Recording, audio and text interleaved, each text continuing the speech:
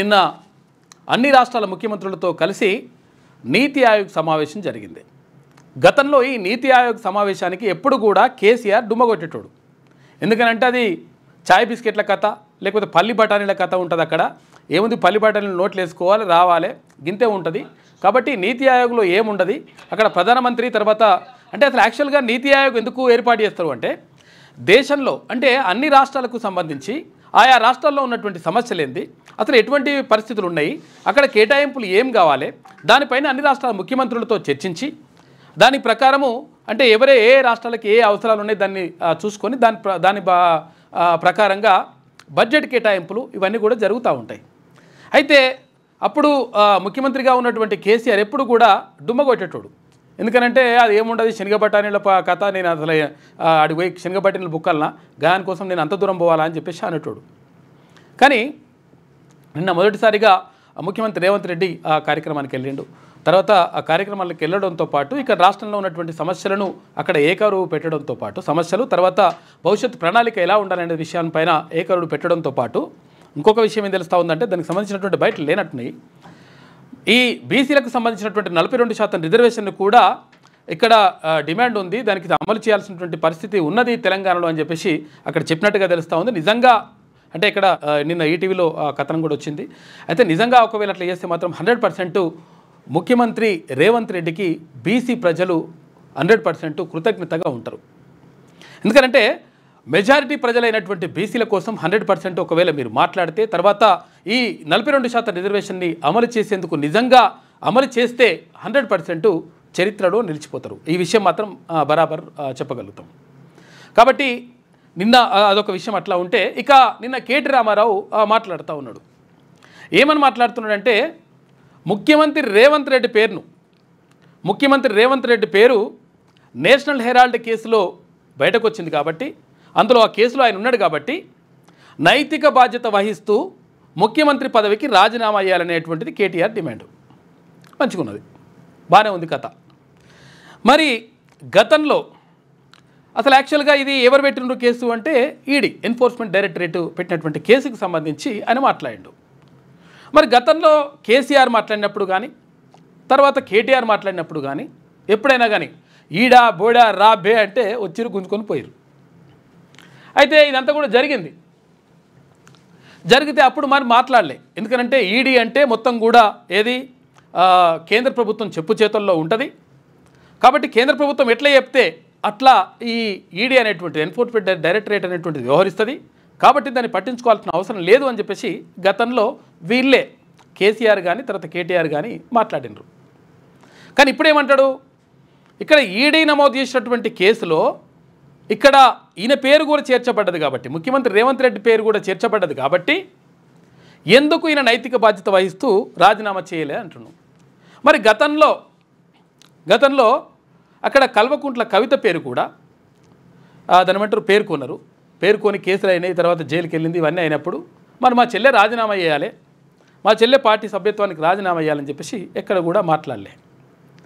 తర్వాత కొన్ని కేసులు నమోదవుతూ ఉంటాయి. అంటే ఇప్పుడు ఈడీ కేసు అక్కడ పక్కకు పెడదాం, ఏ కేసు అయినా కేసే కదా, తర్వాత ఏ విషయమైనా కానీ దర్యాప్తు అయినా దర్యాప్తే కదా.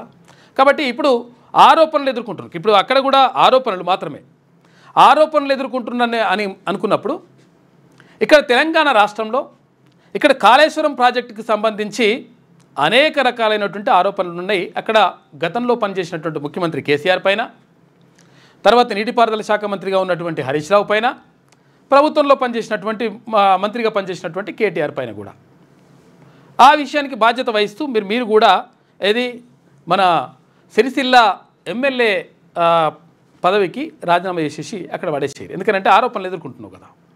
తర్వాత ఇక్కడ ఈ కార్ రేసుకు సంబంధించి కూడా ఆరోపణలు ఎదుర్కొంటా ఉన్నారు. తర్వాత ఇక్కడ ఏది ఔటర్ రింగ్ రోడ్డుకి సంబంధించినటువంటి ఆ కుంభకోణానికి సంబంధించి దాంట్లో ఆరోపణలు ఎదుర్కొంటా ఉన్నారు. తర్వాత అదే విషయం కాదు, గొర్రెల స్కామ్కి సంబంధించి గత ప్రభుత్వంలో గొర్రెల స్కామ్ జరిగిందని చెప్పేసి ఆరోపణలు ఎదుర్కొంటా ఉన్నారు. తర్వాత గతంలో ఇక్కడ ఛత్తీస్గఢ్ నుంచి కొనుగోలు చేసినటువంటి విద్యుత్తుకు సంబంధించినటువంటి అంశంలో కూడా మీరు ఆరోపణలు ఎదుర్కొంటారు. అక్కడ ముఖ్యమంత్రిగా పనిచేసినటువంటి కేసీఆర్ కానీ తర్వాత మంత్రిగా పనిచేసినటువంటి మీరు కూడా అందులో భాగస్వాములుగా ఉన్నారు అని చెప్పేసి ఆరోపణలు ఎదుర్కొంటున్నారు. మరి మీరెందుకు బాధ్యత వహిస్తూ ఆ ఆరోపణలు ఎదుర్కొంటున్నటువంటి నేపథ్యంలో అవి నేను మంచోన్ని లేకపోతే ఇట్లా కడిగిన ముత్యాన్ని అని చెప్పేదాకా మీరు కూడా ఎందుకు రాజీనామా చేయకూడదు? ఈ ప్రశ్న ప్రజలు అడుగుతూ ఉన్నారు. దానికి సమాధానం చెప్పాల్సినటువంటి బాధ్యత కేటీఆర్కి ఉంటుంది. అసలు యాక్చువల్గా ఈ విషయం ఎందుకు తీసుకొచ్చేసిండు? ఈ విషయాన్ని పెద్దగా చేసి చూపించేటువంటి ప్రయత్నం ఎందుకు చేస్తూ ఉన్నాడు? ముఖ్యమంత్రి రేవంత్ రెడ్డి పేరు అందులో ఉంది అని చెప్పేసి ఎందుకు ప్రయత్నం చేస్తూ ఉన్నాడు అంటే, అక్కడ కల్వకుంట్ల కవిత చేసినటువంటి వ్యాఖ్యలు ఏమన్నదామే, మా నాయన దేవుడు పక్కకన్నీ కూడా దయ్యాలు ఉన్నాయి అని చెప్పింది.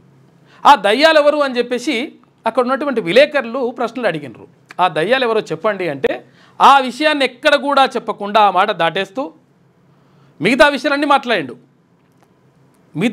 మాట్లాడాడు. తర్వాత మా దగ్గర కోవట్లు, మా పార్టీలో కోవట్లు ఉన్నటువంటి మాట ఒకవేళ వాస్తవం అయితే బయటకు వస్తారు, అక్కడ రేవంత్ రెడ్డికి ఆ సంబంధాలు ఉంటాయి, ఇట్లా అన్నీ కూడా బయటకు వస్తారు అనేటువంటి మాట మాట్లాడాడు. కానీ ఎక్కడ కూడా ఆ దయ్యం ఎవరో చెప్పేటువంటి ప్రయత్నం చేయలేదు కేటీ రామారావు. అంటే ఒక విషయాన్ని అంటే వాళ్ళకు వస్తున్నటువంటి ప్రశ్నలని, వాళ్ళకు వస్తున్నటువంటి ఎదురవుతున్నటువంటి ఆ ఎదురుదాడుల్ని ఎదుర్కోలేని పరిస్థితిలో ఉన్నప్పుడు డైవర్షన్ పాలిటిక్స్కి తెరసిస్తారు వీళ్ళు. కల్వకుంట్ల ఫ్యామిలీకి అట్లా వెన్నతో పెట్టిన విద్య చాలా ఈజీగా డైవర్ట్ చేయగలుగుతారు వాళ్ళు. ఎందుకంటే ఈ అంశాన్ని అసలు యాక్చువల్గా కేసీఆర్ పక్కకున్నటువంటి వాళ్ళు ఎవరు, ఏ దయ్యాలు ఉన్నాయి, తర్వాత ఎవరు వాళ్ళు తప్పుతో పట్టించినరు, ఎందుకు నిజంగా అక్కడ ఆమె చేసినటువంటి ఆరోపణలకు సంబంధించి ఎందుకు ఇట్లా జరిగింది అని చెప్పి సమాధానం చెప్పలేక ఆ విషయాన్ని చాలామంది విలేకరులు కూడా అడిగినరు. ఏమైంది అసలు యాక్చువల్గా ఆ దయ్యాలు ఎవరు చెప్పండి అని చెప్పేసి అంటే ఎవరి దగ్గరనైనా ఉంటే ఇట్లా అని చెప్పేసి ఇట్లా జరుగుతూ ఉన్నటువంటి పరిస్థితి. మొత్తం మీద డైవర్షన్ చేయడంలో వాళ్ళు చాలా ఈజీగా డైవర్షన్ చేసేసి తర్వాత ఇక్కడ రేవంత్ రెడ్డి అంశము జస్ట్ పేర్కొన్న అంశాన్ని ఆసరాగా చేసుకొని రాజీనామా చేయాలంట. అట్లా చేయాలంటే ఎన్నిసార్లు మీరు రాజీనామా చేయాల్సి ఉంటుంది గతంలో ప్రభుత్వం ఉన్నప్పుడు? తర్వాత ఇంకొకటి ఏమంటాడంటే మీడియా ఇప్పుడు 100% అండగా నిలవాల్సినటువంటి అవసరం ఉంది ప్రతిపక్షాలకు. ఎందుకంటే ప్రతిపక్షాలకు అంటే ప్రభుత్వానికి అనుకూలంగా మాట్లాడకూడదు, ప్రతిపక్షాలకు అనుకూలంగా మాట్లాడాలి. తర్వాత ఇంకొకటి ఏంటంటే ఒకవేళ మెయిన్ స్ట్రీమ్ మీడియా మాట్లాడకపోతే సోషల్ మీడియా ఉంది అని కూడా అంటున్నాడు కేటీ రామారావు. అంటే దీని ద్వారా ఏంది అంటే ఆయనకు అర్థమైంది కథ. యాక్చువల్గా అసలు కథ అర్థమైంది.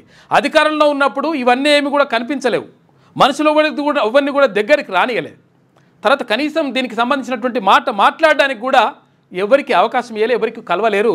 ఇక్కడ అప్పుడు చంద్రశేఖరరావు కానీ ఇక్కడ కేటీ రామారావు కానీ ఎవరికి కూడా కలవనటువంటి వీళ్ళు ఇప్పుడు ఆయన ఉల్టా మాట్లాడతారు. అంటే ఇప్పుడు అట్లా మాట్లాడుకుంటూ వస్తారనమాట. ఎట్లా ఇప్పుడు ఏమవుతుందంట అసలు యాక్చువల్గా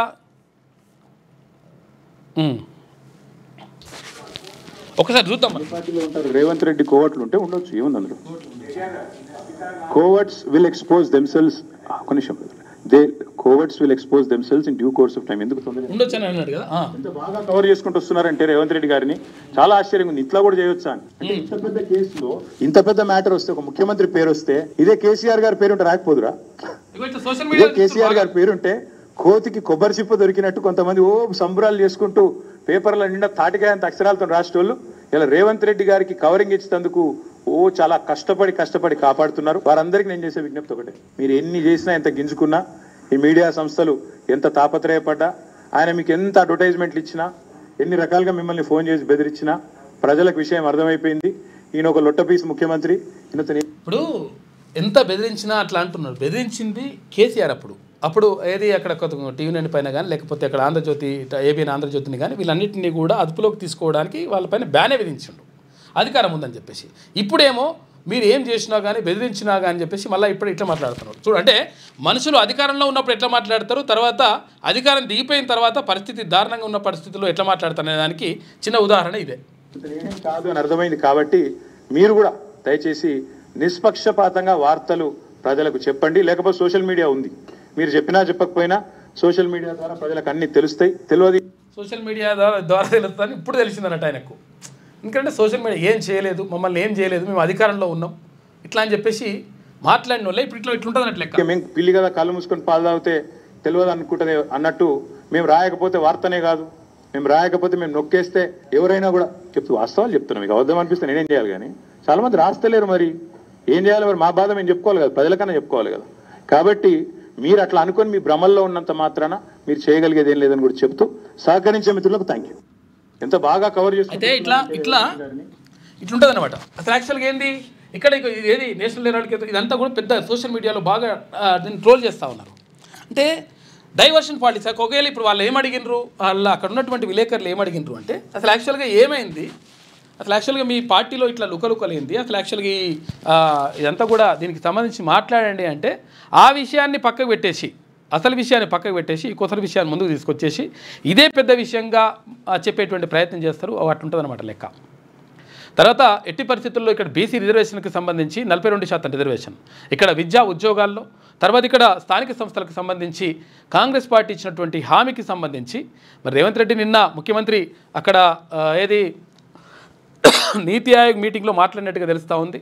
మాట్లాడమే కాదు, దాన్ని అమలు చేస్తే 100% మంచి పేరు వస్తుంది, తర్వాత భవిష్యత్తులో ఒక మంచి చరిత్రలో నిలిచిపోతారు. కాబట్టి ఆ విషయం అట్లా చేస్తే బాగుంటుందని చెప్పేసి అందరూ కూడా ప్రజలందరూ కూడా భావిస్తూ ఉన్నారు. అట్లా చేయాలని చెప్పేసి కోరుకుందాం. ఇంకా మీ పిల్లలు ఐఐటి ఎంసెట్ లాంటి కాంపిటేటివ్ ఎగ్జామ్స్కి ప్రిపేర్ అవుతున్నారా?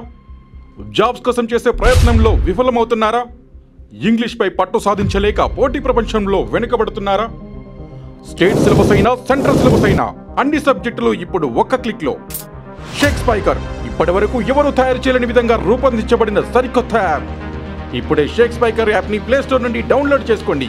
కేవలం 1000 రూపాయలకే 7 ఏళ్ల పాటు సబ్స్క్రిప్షన్ పొందండి.